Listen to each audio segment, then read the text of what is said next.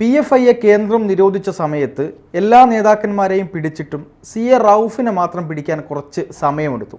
ആ സമയത്തിനിടയ്ക്ക് വളരെയധികം പുറത്തു വന്ന ഒരു അഭ്യൂഹമായിരുന്നു CA റൌഫിനെ എന്തുകൊണ്ട് പിടിക്കുന്നില്ല, ഇയാൾ എവിടെയാണുള്ളത്, ഇയാൾ അമിത്ഷായുടെ ചാരനാണ്, കേന്ദ്രത്തിൻ്റെ ചാരനാണ് തുടങ്ങിയ പല വാർത്തകളും പുറത്തു വന്നിട്ടുണ്ടായിരുന്നു.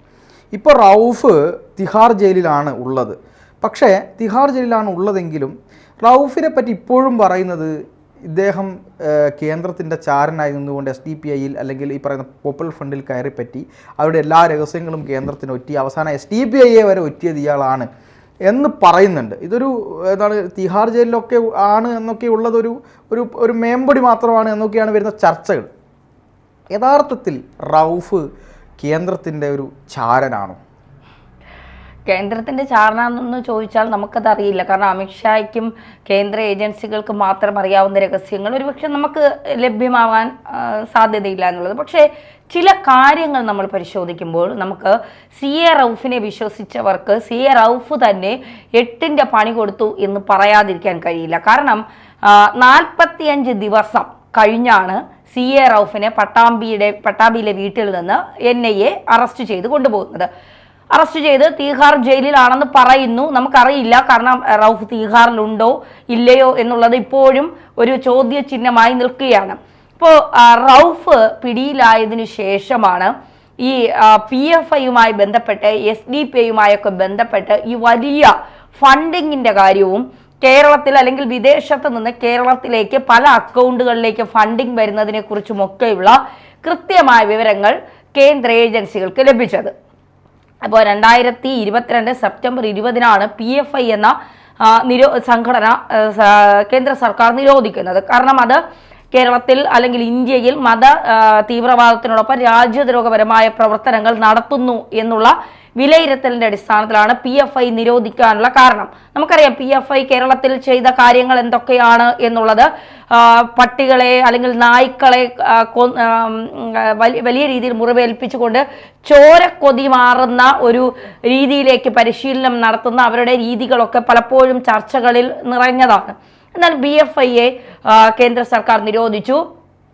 അതും ഏകദേശം 45 ദിവസത്തോളം ഓരോ PFI നേതാക്കന്മാരുടെയും പ്രവർത്തകരുടെയും വീട്ടിൽ ജോലിക്കാരായി വന്ന് നിന്നുകൊണ്ട് അവരെ നിരീക്ഷിച്ചുകൊണ്ട് ഏകദേശം എനിക്ക് തോന്നുന്നു 3 മാസം വരെയൊക്കെ നിരീക്ഷിച്ച നേതാക്കന്മാരുണ്ട് എന്ന് പറയുന്നു. അങ്ങനെ നിരീക്ഷിച്ചതിന് ശേഷം പുലർച്ചെ 3 മണിക്കാണ് ഇവരെ ഈ NIA ഓപ്പറേഷൻ നടത്തി 3 മണിയായപ്പോൾ ഇവരെ ഇവിടെ നിന്ന് ഡൽഹിയിലേക്ക് കൊണ്ടുപോയി. ഡൽഹിയിലേക്ക് എത്തിയതിനു ശേഷമാണ് കേരളത്തിൻ്റെ ആഭ്യന്തരം കൈകാര്യം ചെയ്യുന്ന പിണറായി വിജയൻ വരെ അറിയുന്നത് PFI നേതാക്കളെല്ലാം NIAയുടെ കസ്റ്റഡിയിലാണ്. അത് അത്ര രഹസ്യമായുള്ള നീക്കമായിരുന്നു PFI നടത്തിയതെന്നുള്ളൂ. ഓപ്പറേഷൻ പുലർച്ചെ 7 മണി വരെ നീണ്ടു എന്നുള്ളതാണ്. കാരണം പലരും ജോഗിങ്ങിനൊക്കെ പോയിട്ട് തിരിച്ചു വരുന്ന വഴിക്ക് NIA വീടിൻ്റെ ഫ്രണ്ടിൽ നിൽക്കുന്നു, കണ്ടപ്പോൾ അമ്പരക്കുന്നു, ആ ഡ്രസ്സോട് കൂടി പിടിച്ച് അകത്ത് കയറ്റുന്നു, കൊണ്ടുപോകുന്നു.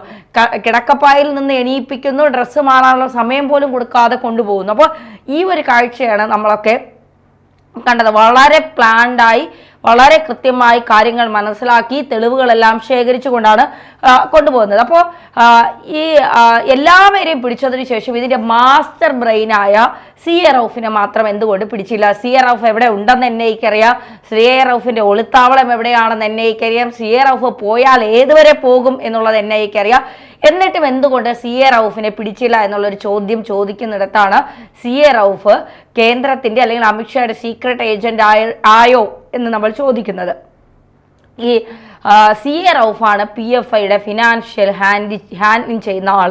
എല്ലാ ഫിനാൻഷ്യൽ എവിടെ നിന്നൊക്കെ ഫണ്ട് വരണം, ആരെ നിന്നൊക്കെ ഫണ്ട് വാങ്ങണം, വിദേശത്ത് നിന്ന് എങ്ങനെ ഫണ്ട് കേരളത്തിലേക്ക് എത്തണം. കാരണം പല നേതാക്കളെയും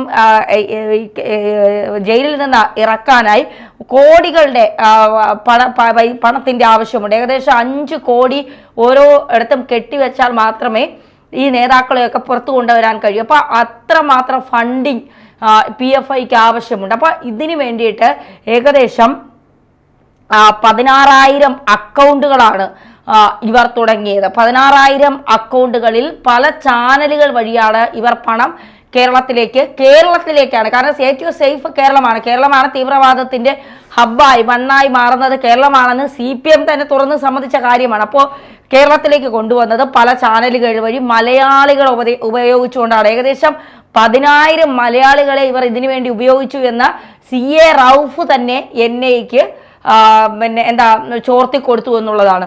അപ്പോൾ ഈ 10,000 മലയാളികളുടെ ഫുൾ ഡീറ്റെയിൽസും NIA-ക്ക് എങ്ങനെ കിട്ടി?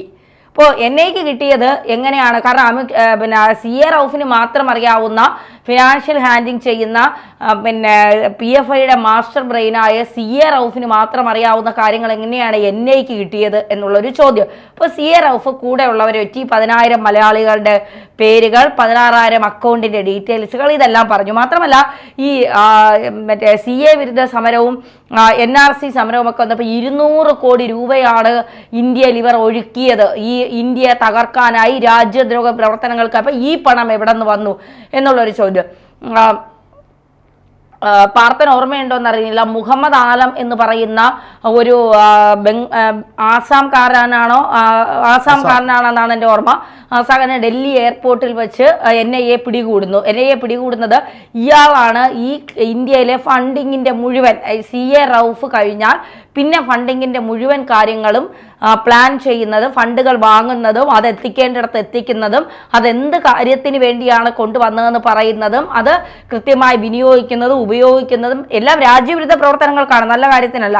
ഇതെല്ലാം ഈ മുഹമ്മദ് ആലമാണ്. അപ്പോൾ ഈ മുഹമ്മദ് ആലം ഡൽഹി എയർപോർട്ടിൽ വന്നിറങ്ങിയപ്പോൾ തന്നെ NIA പിടിച്ചകത്തോട്ടു. അതെങ്ങനെയാണ് എന്നുള്ളൊരു വലിയ ചോദ്യം ഇവിടെ വരുന്നുണ്ട്. അപ്പോൾ എങ്ങനെ NIA-ക്ക് അറിയാം മുഹമ്മദ് ആലം ഈ ദിവസം ഡൽഹി എയർപോർട്ടിൽ വരുമെന്നുള്ളത്? അതും CA റൌഫ് ചോർത്തിയതാണ് എന്നാണ് പറയുന്നത്. മാത്രമല്ല SDPI ഇപ്പോൾ നിരോധിക്കാനുള്ള പല കാരണങ്ങളും കണ്ടെത്തിക്കൊണ്ടിരിക്കുകയാണ് കേന്ദ്ര സർക്കാർ. കാരണം SDPI വളർന്നു വന്നാൽ അത് രാജ്യത്തിന് തന്നെ ഭീഷണിയാകുമെന്നും രാജ്യത്തെ ജനങ്ങളെ തമ്മിൽ തല്ലിച്ചുകൊണ്ട് ഭിന്നിപ്പിച്ചുകൊണ്ട് രാജ്യത്തെ ഇസ്ലാമിക രാജ്യമാക്കി മാറ്റാനുള്ള ഗൂഢനീക്കങ്ങൾ SDPI നടത്തുന്നുണ്ട് എന്നുള്ളതും മനസ്സിലാക്കിക്കൊണ്ടാണ് കേന്ദ്ര ഏജൻസികൾ നീങ്ങുന്നത്. കേന്ദ്ര സർക്കാരും അത്തരത്തിൽ തന്നെ പോപ്പുലർ ഫ്രണ്ടിനെ നിരോധിച്ചതുപോലെ പെട്ടെന്ന് നിരോധിക്കാൻ പറ്റില്ല SDPI. കാരണം SDPI ഒരു രാഷ്ട്രീയ പാർട്ടിയാണ്, തെരഞ്ഞെടുപ്പ് കമ്മീഷൻ രജിസ്റ്റർ ചെയ്ത ഒരു രാഷ്ട്രീയ പാർട്ടിയാണ്. അപ്പോൾ അതുകൊണ്ട്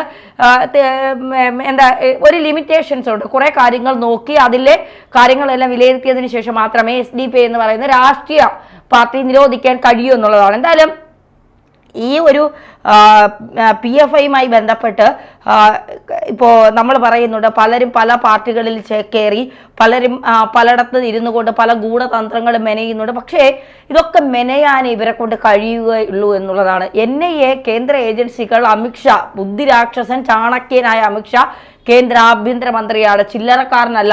PFI എന്ന് പറയുന്ന സംഘടനയുടെ മാസ്റ്റർ ബ്രെയിനായ CA റൌഫിനെ തീഹാർ ജയിലിൽ കൊണ്ടിട്ട് ഉണ്ട തിന്നിക്കാൻ അല്ലെങ്കിൽ തീറ്റിക്കാൻ ചാണക്യനായ അമിത്ഷായ്ക്ക് കഴിഞ്ഞുവെങ്കിൽ ഈ നുഴഞ്ഞു കയറിയ പ്രവർത്തകന്മാരെ പിടിച്ചുകൊണ്ടുപോയി ജയിലിലിടാൻ വലിയ പാടുണ്ടോ, വലിയ താമസമുണ്ടോ? ഒരു സംഘടനയെ തന്നെ നിരോധിക്കാൻ കേന്ദ്ര സർക്കാരിന് കഴിഞ്ഞുവെങ്കിൽ അത് എന്തുകൊണ്ടാണ് നിരോധിച്ചത്? രാജ്യത്തിന് തന്നെ ഭീഷണിയാകും എന്നുള്ളത് കൊണ്ടാണ്. അല്ലാതെ ആ സംഘടനയോടുള്ള വെറുപ്പ് കൊണ്ടോ അല്ലെങ്കിൽ ആ സംഘടന വേണ്ട എന്നുള്ളത് കൊണ്ടോ അല്ല.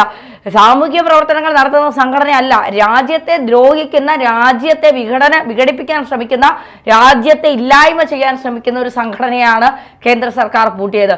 അതുപോലെ തന്നെയാണ് അവിലും മലരും കുന്തിരിക്കോ കാത്തുവച്ചോ ഞങ്ങൾ വരുന്നു എന്ന് പറയുന്ന SDPIക്കും പൂട്ടിടാൻ കേന്ദ്രം ഒരുങ്ങിക്കഴിഞ്ഞു. അതിന് അധികം വൈകില്ല. SDPIയുടെ എല്ലാ തന്ത്രങ്ങളും. പിന്നെ ഓരോന്ന് നിരോധിക്കുമ്പോൾ മറ്റൊന്നായി ഇവർ വരും, അതിനെ നിരോധിക്കും, അടുത്ത് വീണ്ടും ഒന്നായി വരും. ഇതിനെയൊക്കെ മൂടോടെ പിഴുതു കളയുക എന്നുള്ളത് മാത്രമേ ഉള്ളൂ ഇതിൻ്റെ ആത്യന്തികമായ ഒരു സമാധാനം എന്ന് പറയുന്നത്.